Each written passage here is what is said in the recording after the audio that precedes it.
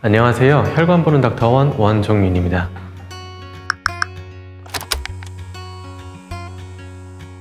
하지정맥류는 있는데 상지정맥류는 들어보신 적 있으세요? 아마 없으실 거예요.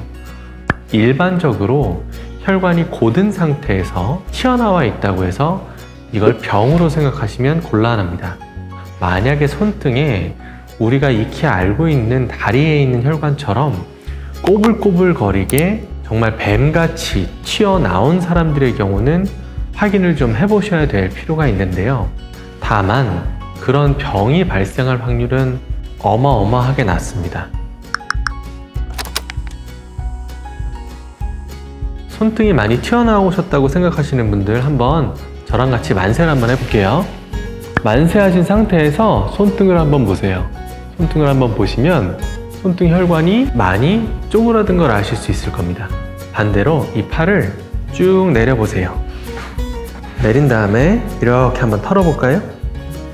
털어보시고 팔을 쭉 눌러보시면 혈관이 튀어나올 거예요. 이건 왜 그러냐면 팔에서 손끝까지 내려간 피가 심장으로 올라와 줘야 되는데 그걸 이렇게 막은 거거든요. 중력을 이겨내게끔 상황을 만들고 팔을 누르니까 당연히 혈관은 더욱더 튀어나올 수밖에 없습니다.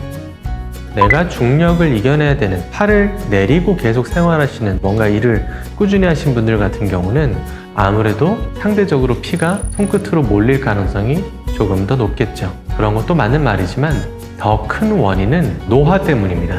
손 사이사이에 있는 지방이나 살들이 점점점 없어져 가는 거예요. 그러다 보니까 이 피부 밑에 조금 더 들어가 있던 혈관들이 피부 바깥으로 더 도드라지게 보일 수밖에 없는 겁니다. 그래서 혈관이 튀어나왔다기보다 살이 들어갔다는 게 조금 더 옳은 표현일 수 있고요. 그래서 이 두 가지가 내 손등을 더 흉하게 만드는 원인이 되겠습니다.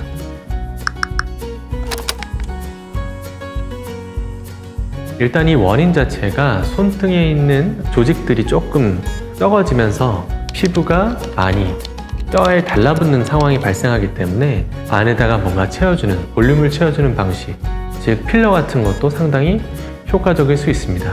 하지만 이 필러 같은 경우는 일정 시간이 지나면 녹는 상황이 발생하고 또한 손등은 혈관들 그리고 신경들이 미세하게 얽혀있기 때문에 조금만 잘못돼도 기능적으로 문제가 될 수 있기 때문에 각별히 주의해서 받으셔야 될 것 같아요. 그런 거 외에는 필러가 손등에 차면서 뭔가 둔해졌다라는 느낌은 받으실 수 있을 거예요. 그리고 손등 혈관 자체를 없애버리는 방법을 사용해 볼 수 있습니다. 하나는 혈관 경화 주사라는 주사입니다. 이 손등에 있는 혈관에다 주사를 넣어서 이 혈관을 없애는 방법이 하나가 되겠고요. 하나는 손등 정맥 성형술, 손등 정맥 수술이 되겠습니다. 손등 정맥을 일부 발거하는 방법도 있고요. 손등 정맥을 꼬매서 그쪽으로 피가 안 가게 하는 방법도 있습니다.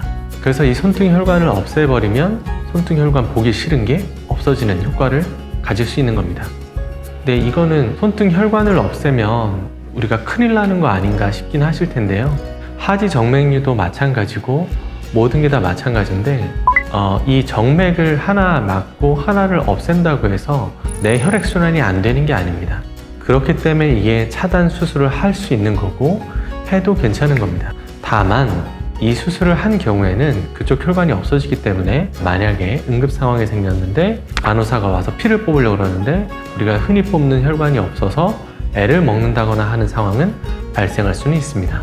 구독, 좋아요, 알람 설정까지. 오늘은 손등 정맥에 대해서 알아봤습니다. 요즘에는 손등에 니쥬란이나 주베룩 같은 스킨 부스터 계열의 주사를 놓는 경우들도 꽤 많이 있습니다.